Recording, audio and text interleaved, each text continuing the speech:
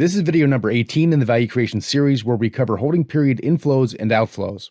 These are events that cause capital to go into a portfolio company after the initial acquisition or cause capital to come out of a portfolio company prior to the ultimate exit. We need to adjust the value creation models for them, and there are many different types, including equity inflows like follow-on equity investments used to acquire assets, growth or support investments, add-on acquisitions, investments from co-investors who might exercise a warrant, for example, and also contingent earnouts after the acquisition.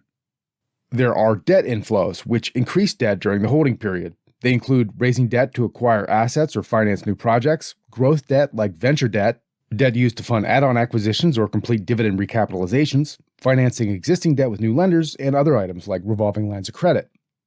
There are equity outflows, including distributions from the company's balance sheet or the sale of assets like IP or PP&E, business unit divestments, dividend recapitalizations, and contingent earnouts after the exit. And finally, there are debt outflows, which reduce debt during a holding period.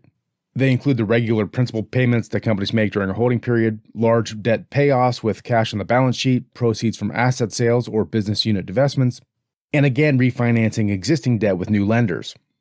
While we're on the topic of adjustments, we can also mention those that come from the process of buying and selling companies. Transaction fees and expenses, working capital adjustments, cash added to the balance sheet at closing, cash left on the balance sheet by sellers, acquired liabilities like capital lease obligations, management and seller equity rollover, temporary seller debt financing, and cash holdback and escrow proceeds. Now, there's a lot here on this slide, but the adjustments are not difficult once you learn how to make them consistently.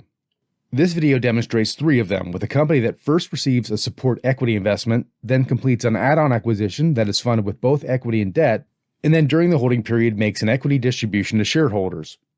You will be able to apply what you learn about the events in this video to make adjustments for all the other scenarios on this page. But if you want detailed instructions and examples for all of these situations, check out valuebridge.net. It is a new website that covers everything we see here with step-by-step instructions, short video demos, Microsoft Excel templates, and online calculators that tell you whether your own spreadsheets are giving you the right answers.